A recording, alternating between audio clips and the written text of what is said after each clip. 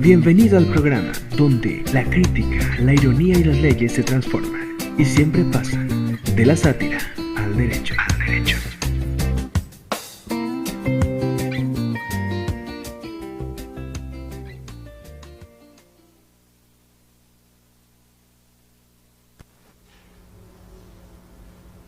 Hola, ¿qué tal amigos? ¿Cómo están? Muy buenas tardes.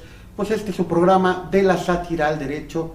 Y pues bueno, un tema importante, un tema que realmente no va a pasar de moda nunca, salvo que se derogaran ciertos artículos del Código Fiscal de la Federación, pero bueno, considero que ese paso sería dar un paso atrás por parte del SAT, por parte de nuestras autoridades hacendarias. Y pues bueno, nuestro tema de hoy es la defensa respecto de la materialidad de las operaciones.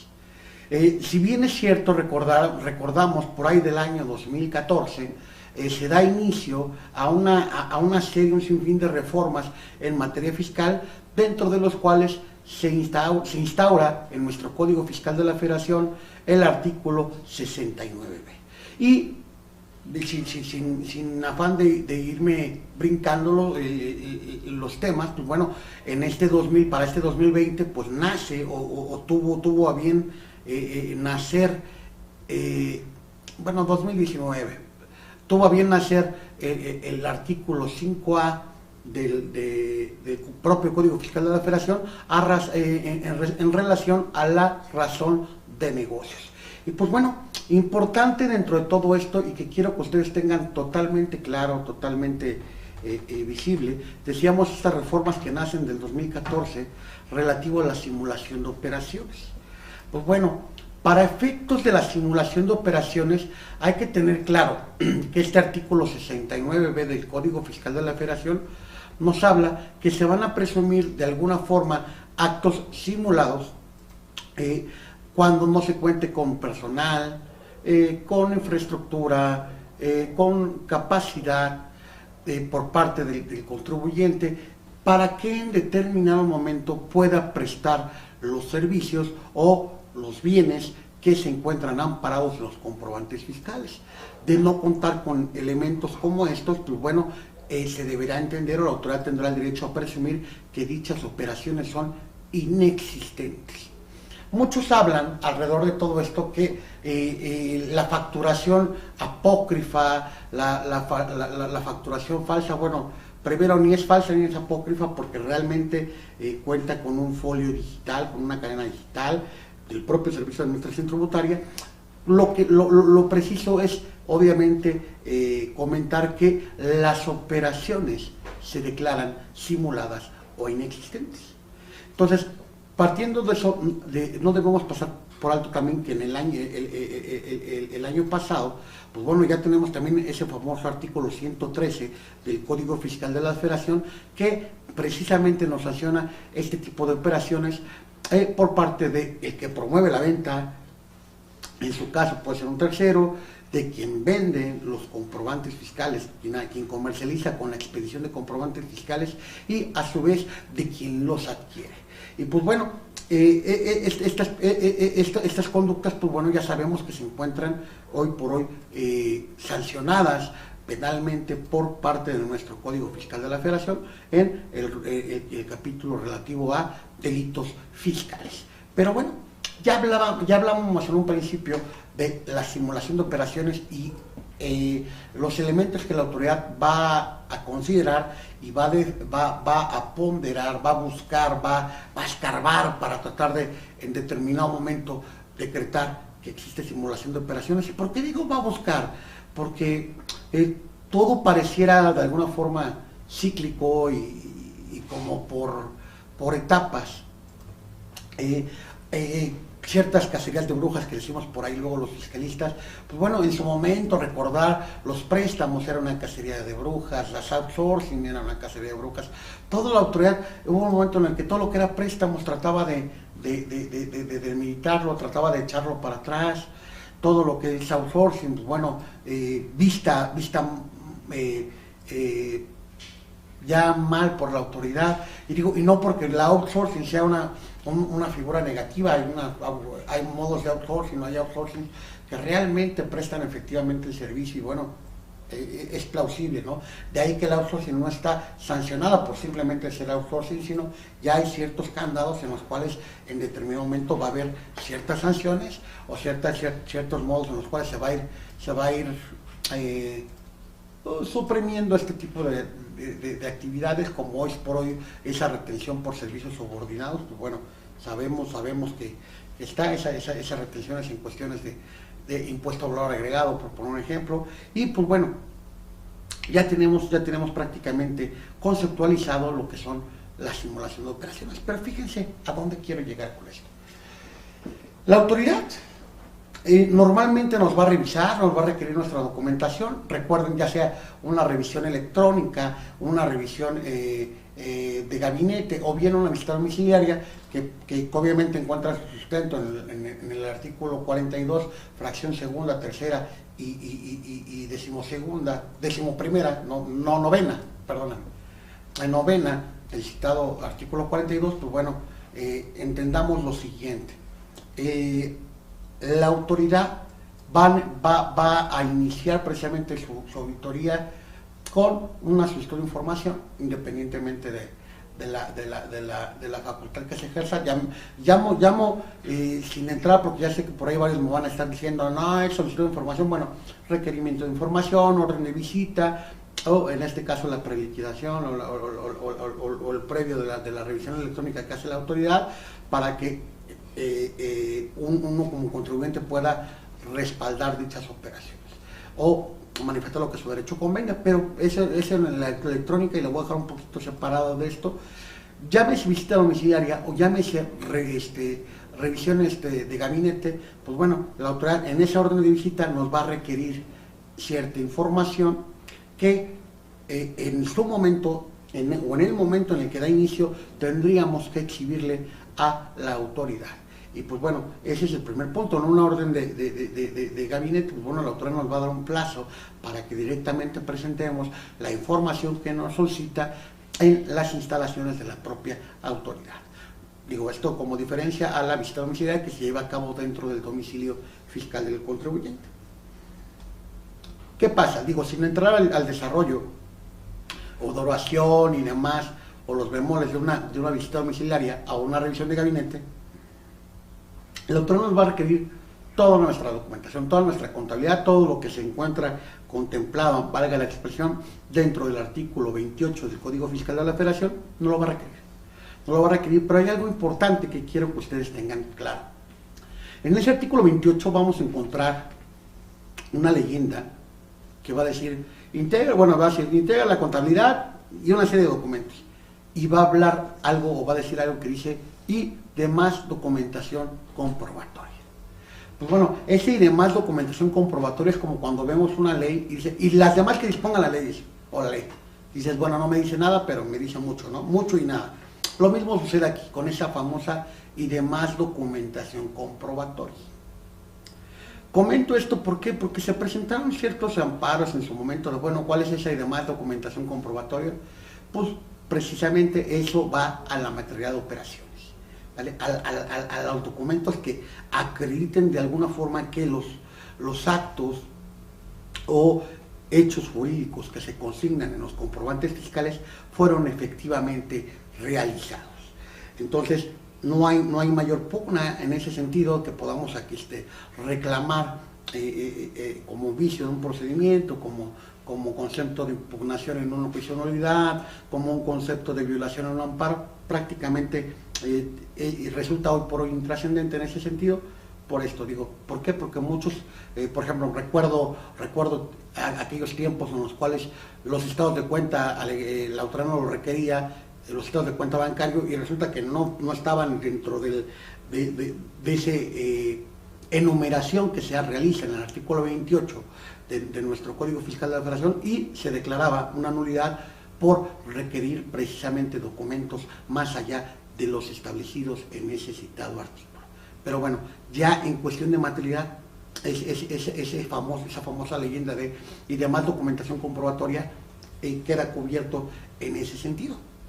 ¿Qué pasa hoy por hoy? Estábamos acostumbrados, muchos contadores, muchos abogados, asesores fiscales, en determinado momento decir, cuento con mis auxiliares, bueno, primero con mi factura emitida, con mi factura recibida, tengo mis libros diario, mayor, menor, tengo todos mis libros, mis auxiliares, mis papeles de trabajo, con eso me basta y sobra, ¿no? Pues bueno, hoy por hoy la autoridad no es suficiente para la autoridad precisamente contar con este tipo de documentación simplemente, porque precisamente lo que la autoridad pretende advertir es que una operación puede ser total o parcialmente simulada por los contribuyentes. ¿Por qué importante de todo eso? ¿Por qué la importancia de todo esto en esta plática? La simulación de operaciones en determinado momento es la actuación que se hace bajo el marco de un buen derecho, aparentemente, con la finalidad de obtener un lucro indebido en perjuicio del fisco. Pero, bajo esas premisas, pues bueno, la autoridad con estas reformas y la instauración del artículo 69 y hoy por hoy adicionamos a eso el 5A del Código Fiscal de la Federación relativo a la razón de negocios, pues bueno, permite a la autoridad precisamente demeritar, valga la expresión de la palabra, demeritar las operaciones del contribuyente para trasladar la carga de la prueba al propio contribuyente, es decir, que éste pruebe que efectivamente dichas operaciones se realizaron. Y bueno, vamos al punto medular del tema. ¿Qué recomendamos o qué vamos a recomendar a todos ustedes que nos siguen, que nos ven en este programa de La Sátira al Derecho?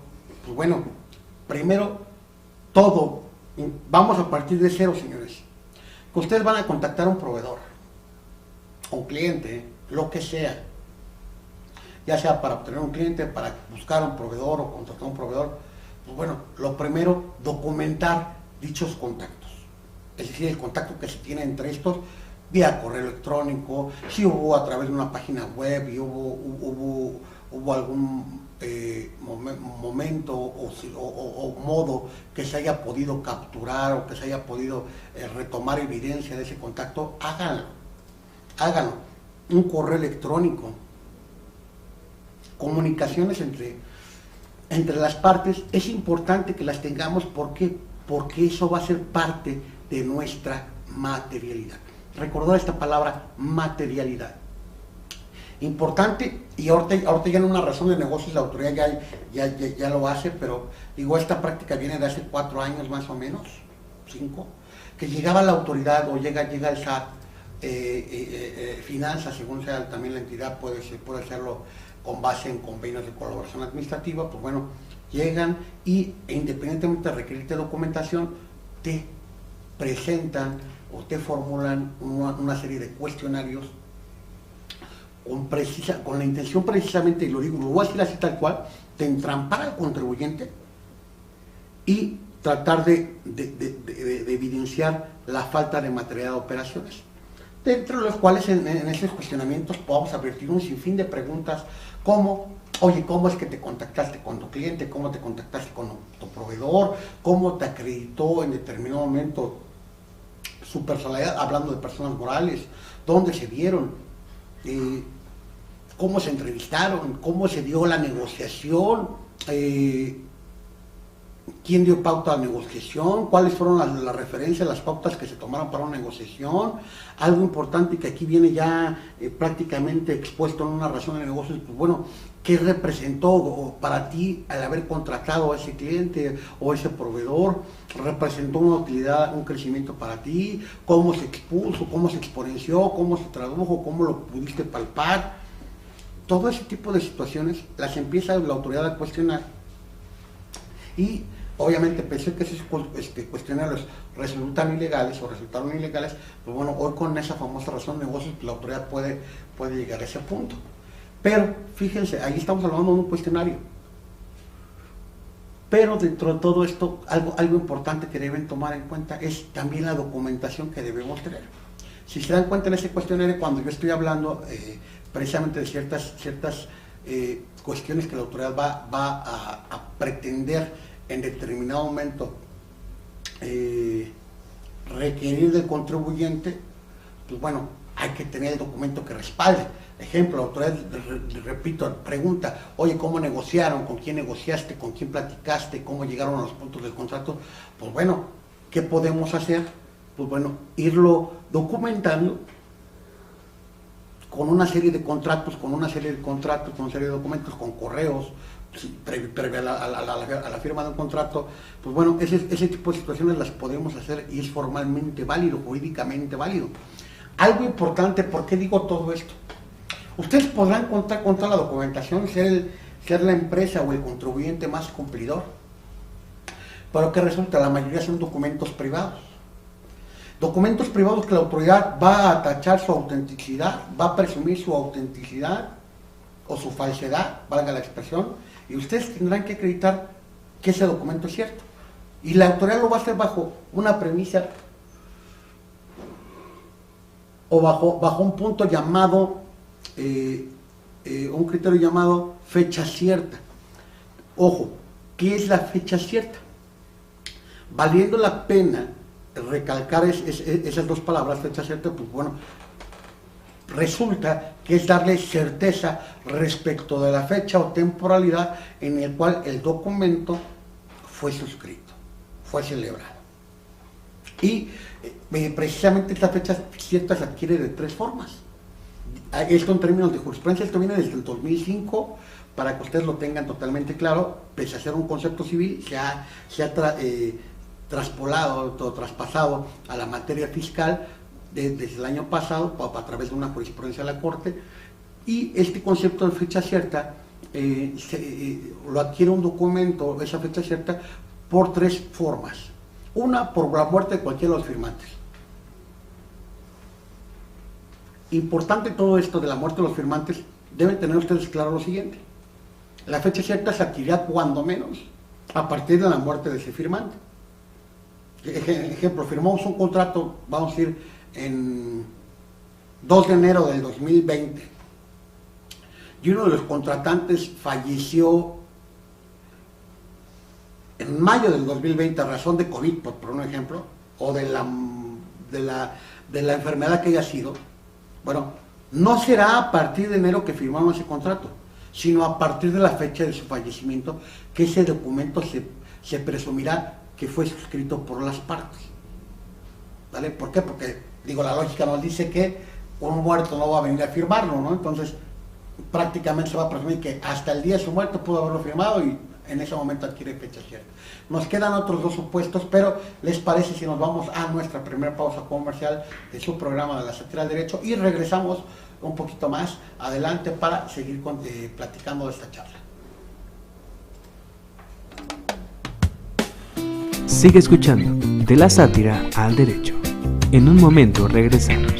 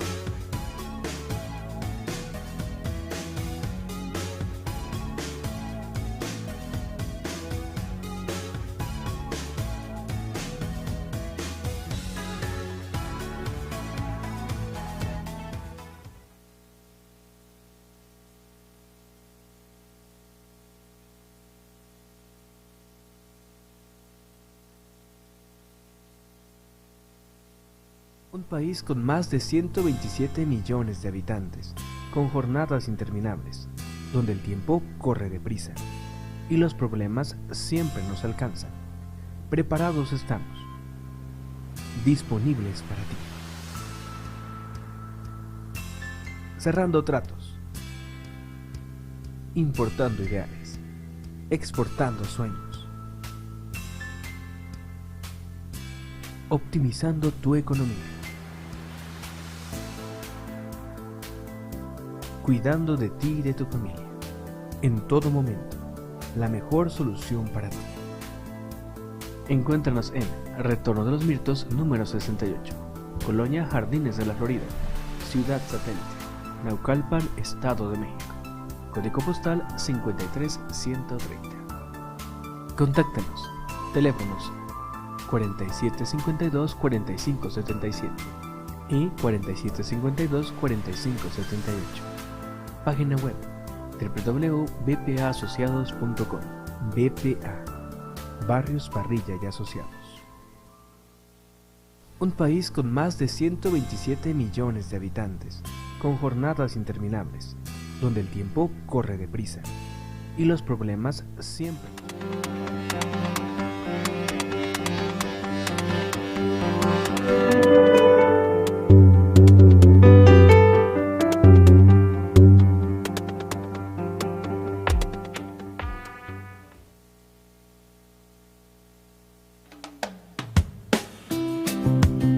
Estamos de vuelta con De la Sátira al Derecho.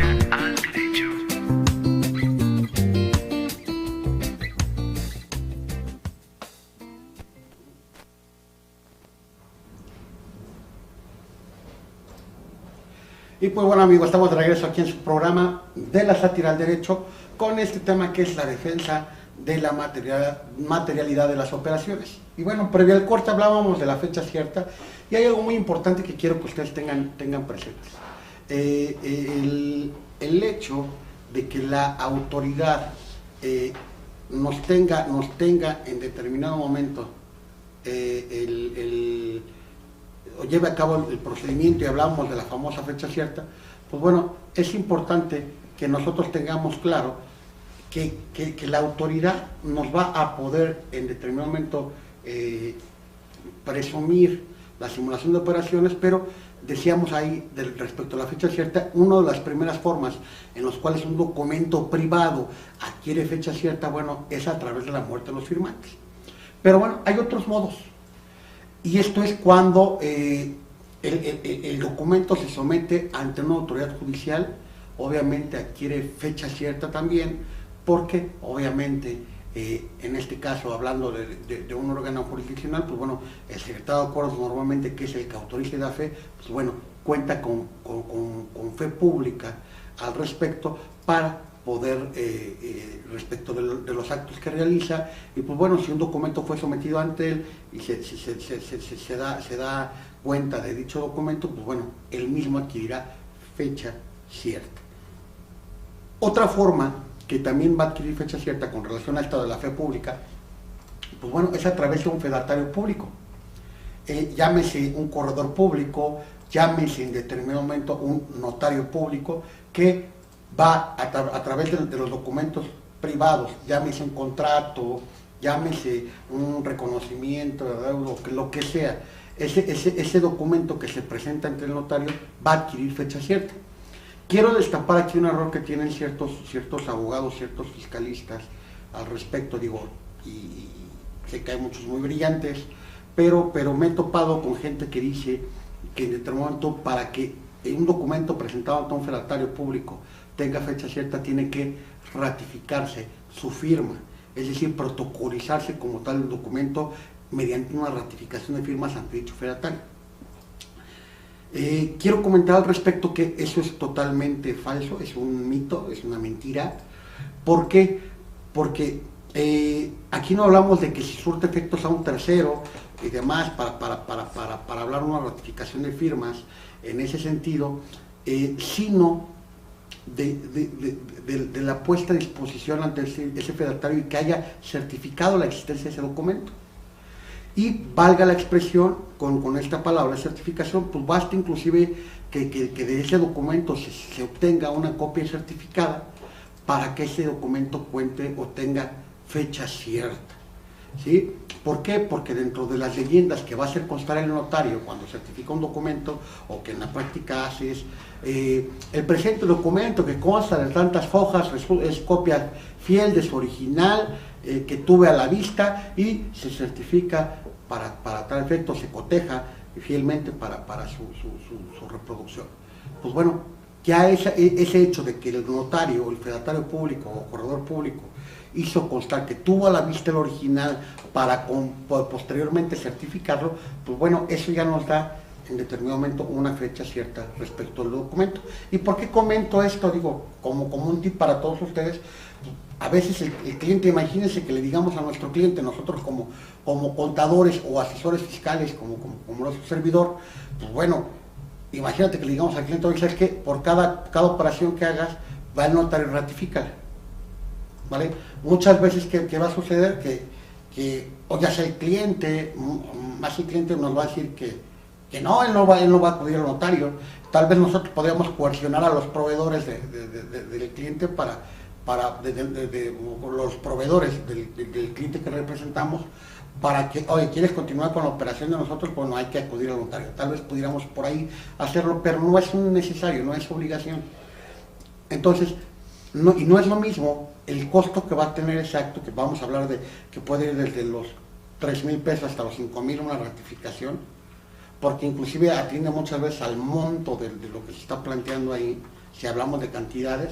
Entonces, es más oneroso que simplemente certifícamelo. Te vas a gastar tal vez 500 o 1,000 pesos por mucho en una certificación de un documento que te va a servir de igual forma para efecto de tener totalmente clara la fecha cierta o dar certidumbre respecto a la fecha en la que se suscribió el documento. ¿Vale? Aquí no entramos en términos de jurisprudencia, de que el documento no es oponible a terceros y demás. No estamos hablando que este documento se oponga a la autoridad. Es decir, cuando hablamos de oponer es de que los efectos van a repercutir o incidir en ese tercero.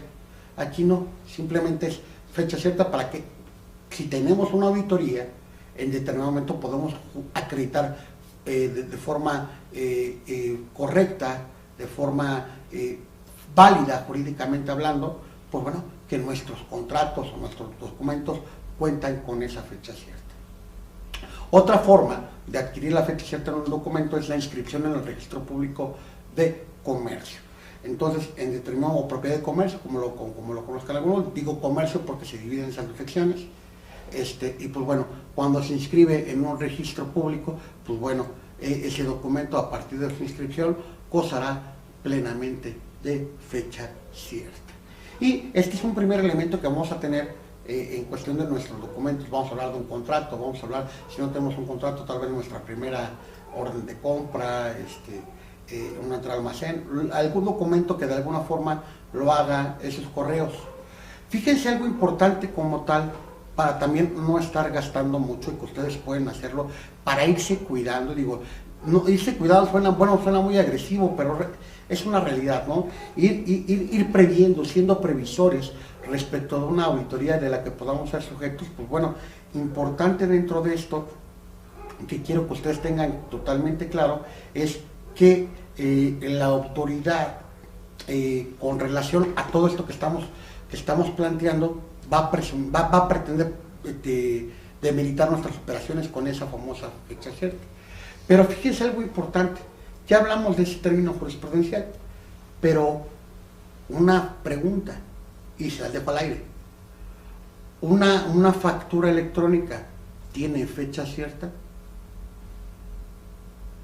Y comento esto porque propiamente no sería un documento público, es decir, no es un documento emitido por una autoridad, así como lo ven ustedes. Eso está hecho a través de famosos PACs, ¿vale? Que son proveedores de facturación, aunque me digan, oye, pero yo facturo a través de la plataforma del SAT. No lo emite el SAT, lo emite el contribuyente.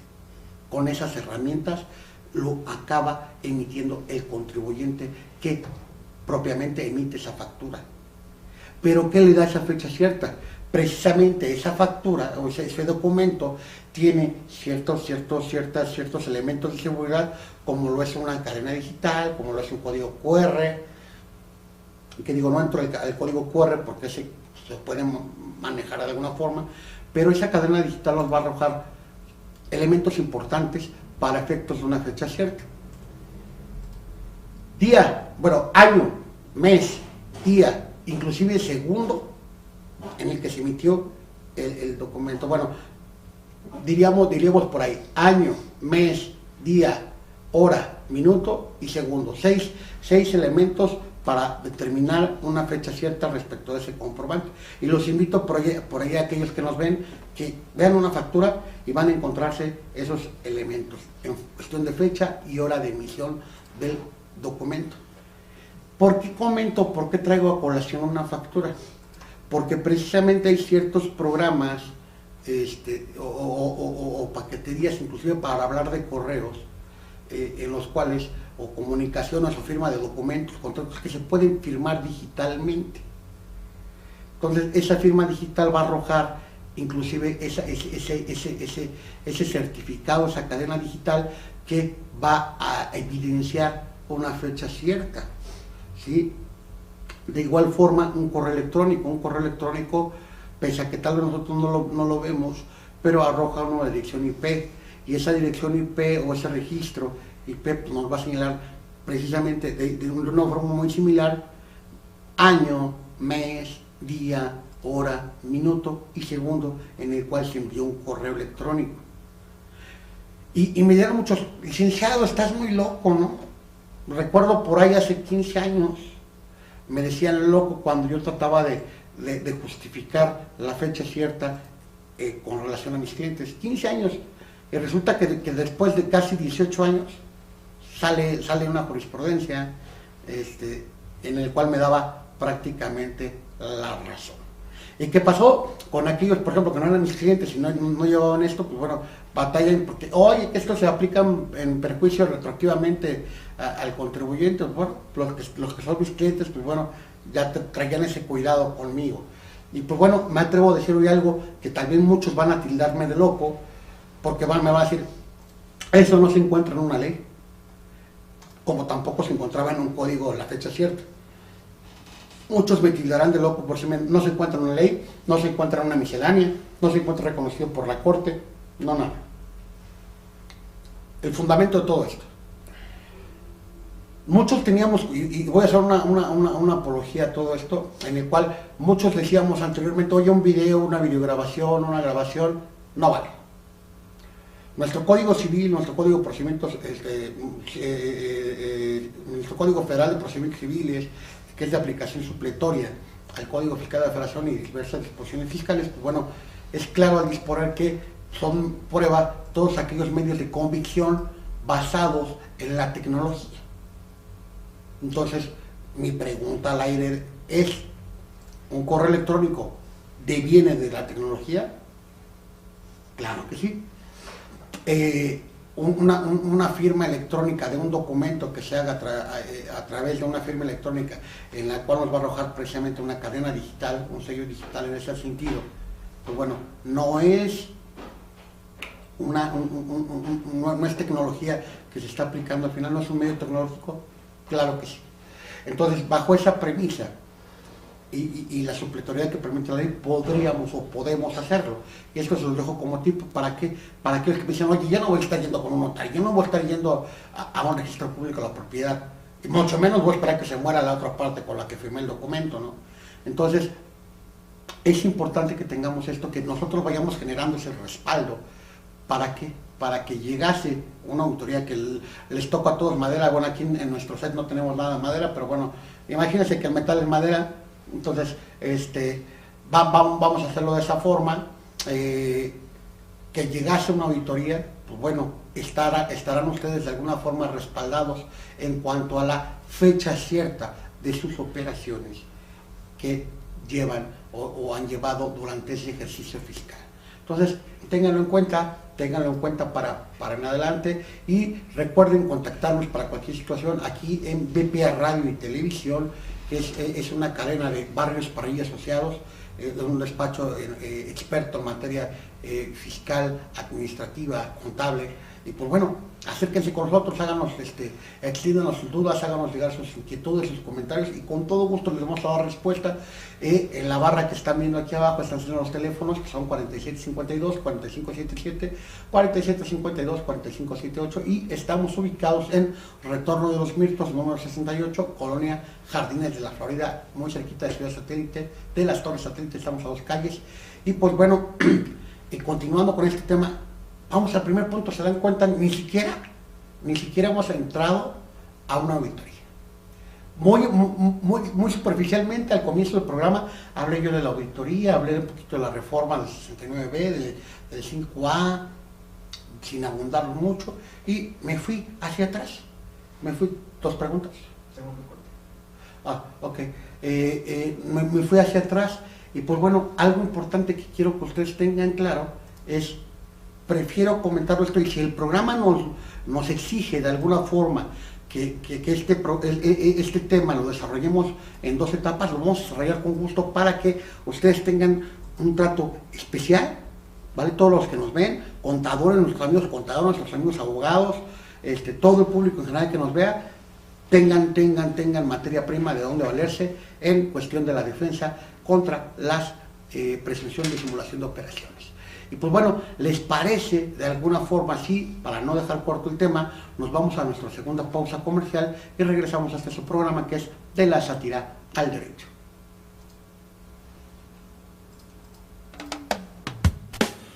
Sigue escuchando De la Sátira al Derecho.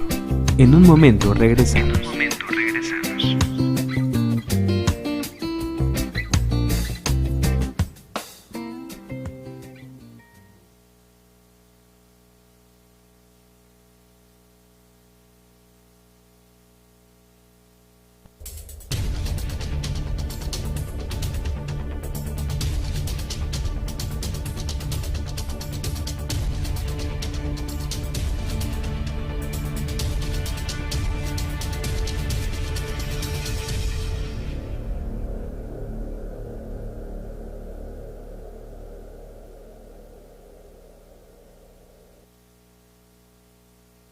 Un país con más de 127 millones de habitantes, con jornadas interminables, donde el tiempo corre deprisa y los problemas siempre nos alcanzan. Preparados estamos, disponibles para ti. Cerrando tratos, importando ideales, exportando sueños, optimizando tu economía, cuidando de ti y de tu familia. En todo momento, la mejor solución para ti. Encuéntranos en Retorno de los Mirtos, número 68, Colonia Jardines de la Florida, Ciudad Satélite, Naucalpan, Estado de México. Código postal 53130. Contáctanos. Teléfonos 4752-4577 y 4752-4578. Página web www.bpaasociados.com. BPA, Barrios Parrilla y Asociados. Un país con más...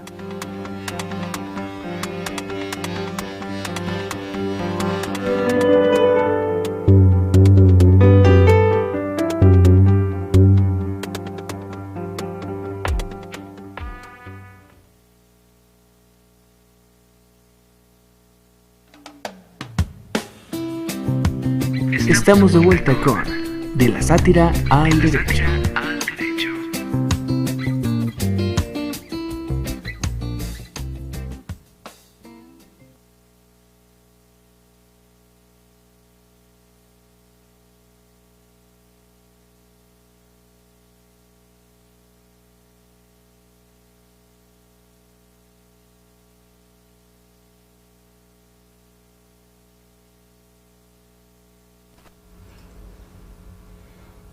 Pues bueno, amigos, estamos de regreso aquí a su programa De la Sátira al Derecho.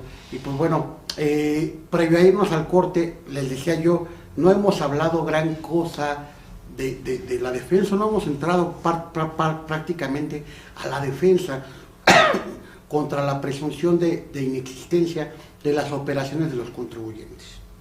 Y me dirán todos por ahí, oye, estamos esperando la defensa, sí, lo vamos a tocar, pero precisamente trato de basar este programa en defensa estratégica y preventiva para los contribuyentes. Entonces, ya hablábamos de ahí de las operaciones, todo lo que sea correos, todo lo que sea comunicación entre las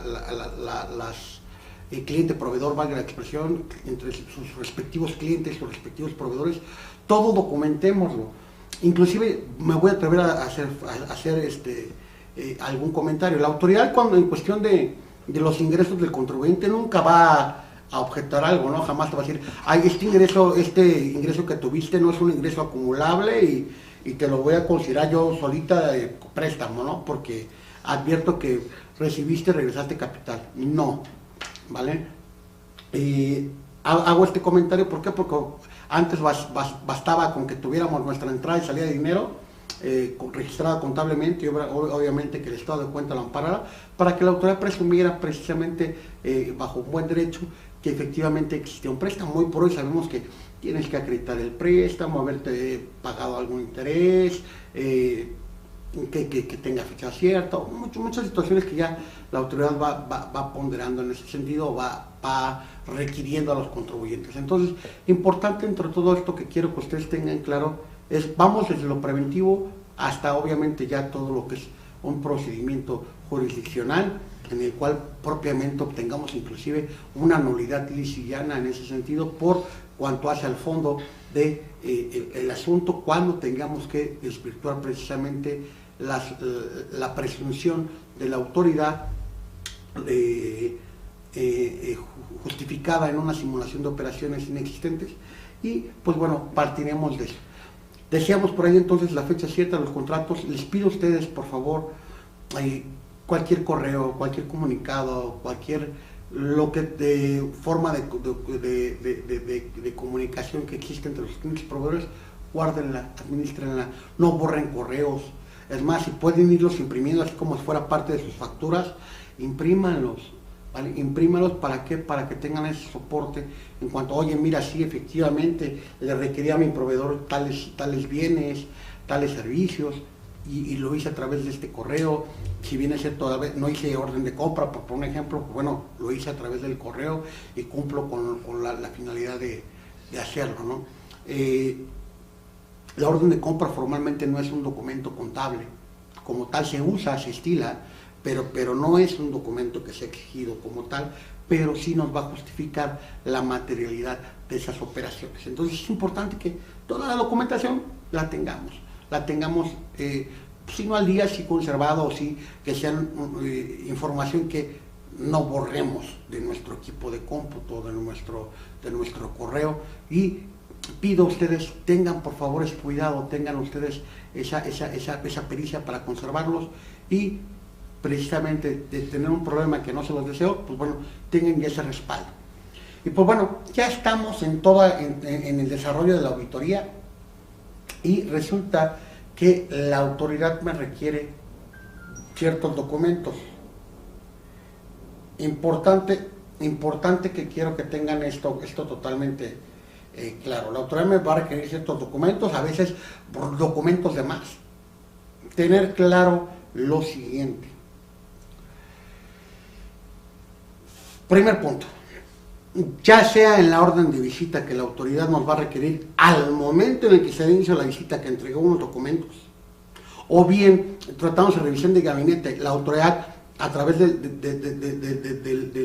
requerimiento de información y documentos con el cual inicia la revisión de gabinete, y nos va a dar un plazo para que nos presentemos ante las oficinas de la autoridad a entregar la misma. Tengan claro lo siguiente. Si no lo presentamos en la visita domiciliaria al momento que inicie y nos requieren, o transcurrido el plazo en ambos casos, nos vamos a hacer acreedores una multa. Una multa que, desde ahorita les comento, es una multa que es defendible, es una multa que efectivamente vamos a poder controvertir, vamos a poder pelear. Aquí en VPA Radio y Televisión, Barrios Parrilla Asociados concretamente, pues bueno, podemos asistirles en ese sentido. Pero algo importante que quiero que tengan presente con esta multa. La autoridad va a hacer constar que ustedes no les entregaron documentos. Y es algo muy común que va a suceder en este sentido y que quiero que ustedes tengan muy claro. Hay documentos que ya obran en poder de la autoridad y que ustedes fácilmente pueden argumentarlo o hacerlo valer. Es chistoso y curioso que la autoridad, de alguna forma, siempre en una auditoría, les va a hacer, ¿cómo lo comento? Les va a hacer constar que le entregó y les leyó prácticamente la Carta de Derechos del Contribuyente, ¿vale? Que obviamente esto deriva de la Ley Federal de Derechos del Contribuyente y que el contribuyente inclusive le van a hacer firmar dentro de la orden de visita o el estudio de información o requerimiento de información con relativo a la revisión de gabinete, les van a hacer firmar una leyenda que a grosso modo va a decir así, que firma de conformidad tal, quien en este momento recibió la Carta de Derechos del Contribuyente previa identificación del notificador tal, quien se identificó, todo rollo. Pero fíjense, se las entregan y sí se las entregan, pero realmente no les hacen constar sus derechos.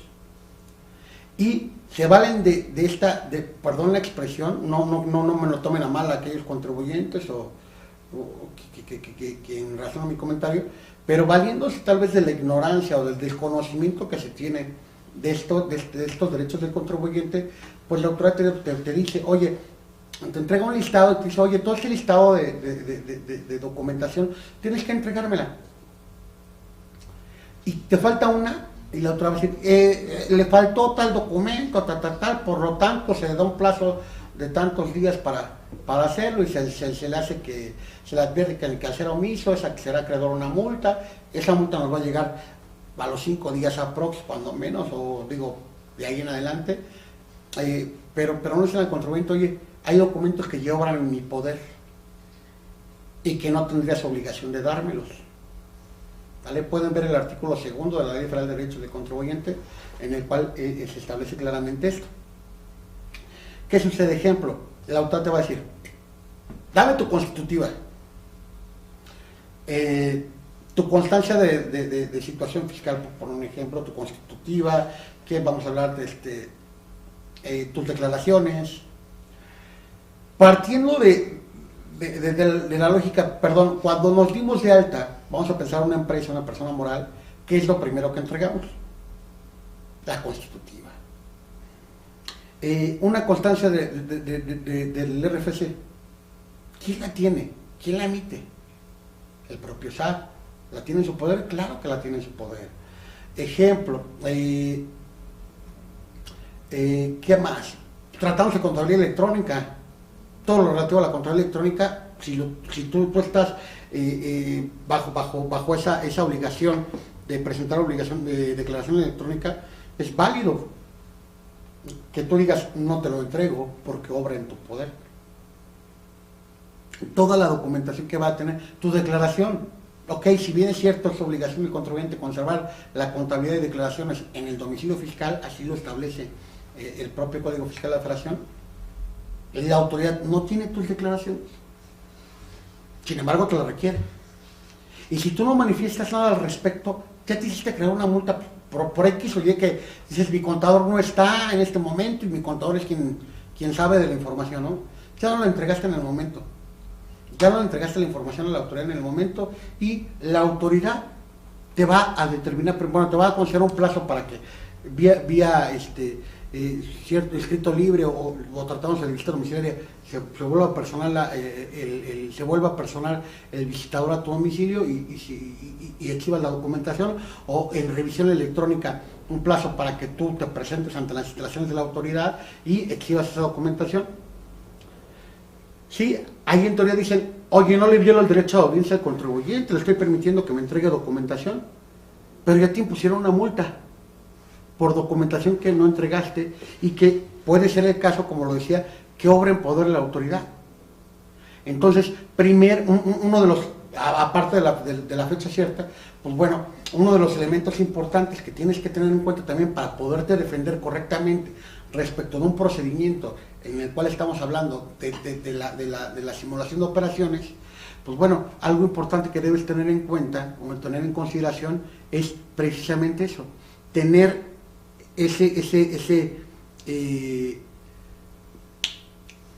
¿cómo decirlo?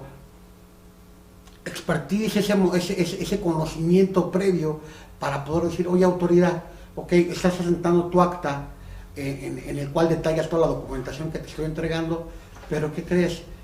La Carta de Derechos del Contribuyente que tú me estableces me dice que no tengo mi derecho a reservarme la entrega de información que tú me requieres porque es información que obra en tu poder. Por lo tanto, tu requerimiento en cuanto a esos documentos no es fiable. Y máxime que estoy haciendo las manifestaciones que en derecho corresponden al respecto. ¿Vale? Es un mito, y también para que lo tengan claro, es un mito que prácticamente ustedes tienen que ser simples visores, oyentes y dejarse, o permitir que la autoridad haga lo que quiera, lo que desea hacer, obviamente al amparo de la ley aparentemente, en ejercicio de facultad de comprobación. No es cierto, señores, hay límites, por algo hablamos de un debido proceso. Entonces, bajo ese respeto, ese debido proceso, ustedes, si no entregan esa documentación, y es documentación que obra en poder de la autoridad, háganlo valer, háganlo valer, o bien, tengan ustedes claro, en determinado momento que ya se les fue, pues bueno, pueden acudir con el experto o su contador, tal vez, quien muchas veces le ayuda, pero concrétense, o recomiendo, acudan con un experto en defensa fiscal. Aquí aparece nuestro teléfono, haciendo un comercial, y pues bueno, fíjense lo importante de esto, ya eso, esa omisión por parte de la autoridad, al controvertir, al pelear al impugnar esa multa, que nos venga con posterioridad por la no entrega de documentos, pues bueno, prácticamente va a ser una multa que va a quedar sin efectos y en determinado momento no vamos a tener que pagar, o no va a tener que pagar el contribuyente. Entonces, es importante que ustedes tengan claro esto. Ya decíamos por ahí de fecha cierta, ya hablamos en determinado momento en cuanto a todo lo que es esto de material de operaciones, estábamos hablando ahorita algo importante, que es los derechos del contribuyente, y que ustedes tengan, hay un programa por ahí, si no me equivoco, de 2 semanas más o menos, que hablamos de los derechos del contribuyente, 2, 3 semanas, para que si les interesa, véanlo por ahí. Es muy padre, muy interesante ese programa, y va relacionado con todo esto que estamos hablando respecto de la materia de operaciones, ¿vale? Entonces, remítanse, véanlo, les va a gustar, y déjenos sus dudas. Cada programa de alguna forma se vincula, porque el tema es propiamente muy amplio. Y pues bueno, ya estamos en ese desarrollo de la auditoría, que la autoridad nos requiere cierta o múltiple información que muchas veces no tenemos. Aquí va a empezar la defensa del contribuyente en este sentido. Primero debemos saber qué tipo de contribuyentes somos. Y quiero que ustedes tengan muy claro por qué digo qué tipo de contribuyentes somos, porque atendiendo a eso hay muchas normas de información financiera, muchas NIFs, que en cuestión contable nos dan mucha luz. Y bueno, nos escribe Bere Ábalos, qué buen programa, saludos. Víctor Gómez Prella, saludos Bere, te mando un saludo, gracias por seguir siempre nuestros programas, te agradecemos mucho todo lo que haces siguiéndonos, y muchas gracias de antemano. Y pues bueno, es importante que tengamos nosotros claro todo esto. Y pues bueno, recuerden, sus saludos los leemos aquí en vivo, en directo, para aquellos que nos escriben. Sus dudas las respondemos si es que entran dentro del programa, o con posterioridad vía inbox les contestamos, para que también sepan que no se quedan sin responder. Y pues bueno, algo importante, decía yo, dentro de todo esto de la simulación de operaciones, quiero que ustedes tengan claro que dentro del desarrollo de la autoridad les va a requerir un sinfín de documentos y les va a hacer ciertos cuestionamientos. Importante, decía yo, que contemplaran en qué régimen se encuentran, o qué tipo de contribuyentes son, qué actividad realizan, valga la expresión, porque las normas de información financiera tienen ciertas facilidades administrativas, ciertas peculiaridades que con relación a cada contribuyente pueden ser. Voy a poner un ejemplo.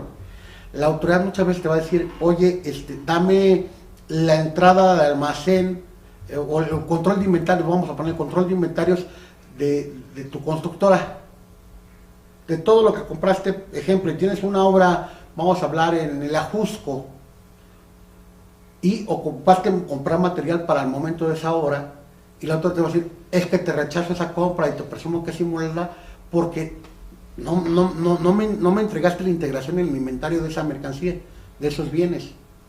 A saber, todos ustedes, por ejemplo, la D7 de la norma de información financiera nos establece que en cuestión de constructoras no hay la obligación de contar con un inventario. ¿Por qué? Porque la mercancía, las materias primas son puestas a pie de obra. No entra un inventario, no entra un almacén. Entonces tengamos claro toda esa situación del por qué comento que visualicemos claramente qué tipo de contribuyentes somos, qué actividad realizamos, para saber de alguna forma también, para prepararnos a qué estamos o qué si no estamos obligados a cumplir fiscal y contablemente. Pero bueno, hablamos un poquito ya de esto, y otro punto importante que debemos ir tomando en cuanto a esa defensa de la materia de operaciones, en materia de la simulación, valga la expresión, de las operaciones del contribuyente. Algo importante que también debemos tener en cuenta es el tener, decíamos ahí, la evidencia de toda la comunicación existente, porque en este momento es cuando se va a requerir, ¿vale? Es cuando el otro nos va a tratar de echar abajo nuestras deducciones, porque recuerden, si una operación se declara como simulado inexistente, independientemente de las consecuencias penales que pudiera tener, pues bueno, lejos de ser una deducción, se va a convertir en un ingreso acumulable para el contribuyente. Entonces, es importante que tengamos todo este respaldo para poderle dar fuerza y materialidad a nuestras operaciones de manera inicial. Y pues bueno, señores, creo que se nos está acabando el tiempo, se nos acabó el tiempo, pero tenemos 5 minutos todavía. Ok, pero fíjense algo importante dentro de todo esto que quiero que ustedes tengan también claro.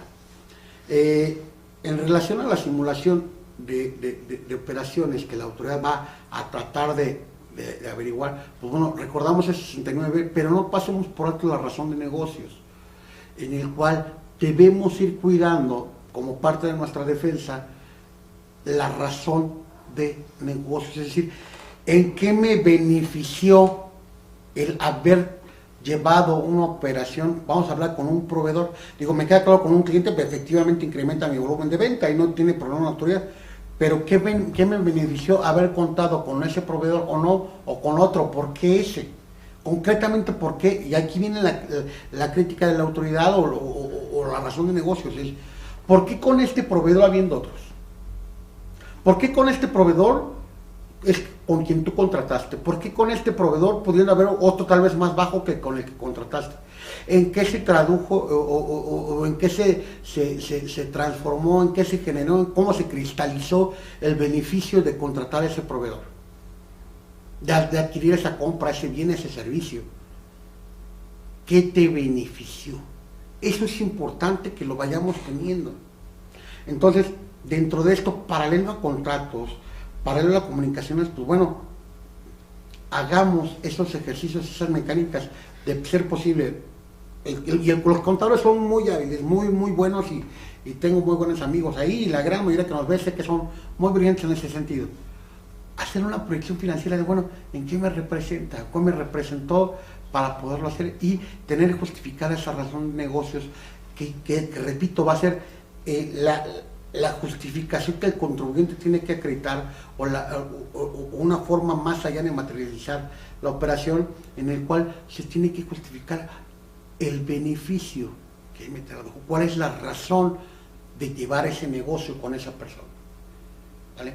Que tiene que traducirse en un volumen o en un incremento en los ingresos del contribuyente, en este caso el contribuyente que va a ser auditado. Que ustedes lo tengan totalmente claro eso.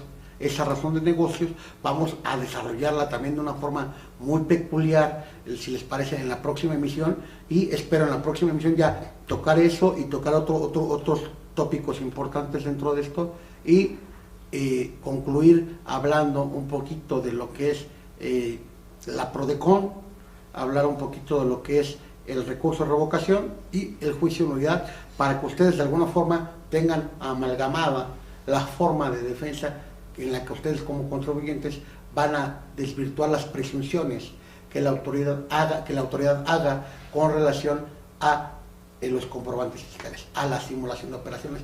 Y pues bueno, señores, como todo lo que empieza tiene que acabar.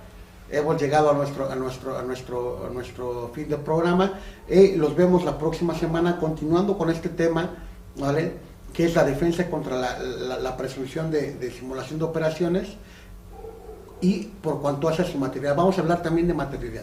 Entonces nos vemos el próximo lunes, el próximo programa, y recuerden, esto es de la Sátira del Derecho, su servidor el doctor Víctor Hugo Rasparilla. Nos vemos la próxima semana, cuídense, chao. Y recuerden seguirnos en nuestras redes sociales, BPA Radio y Televisión, Barrio Rasparilla Asociados, y nuestra página web www.bpasociados.com, los teléfonos 4652-4577 y 4752-4578, mi celular por si quieren trato directo también, 5522462352. Nos vemos, hasta la próxima.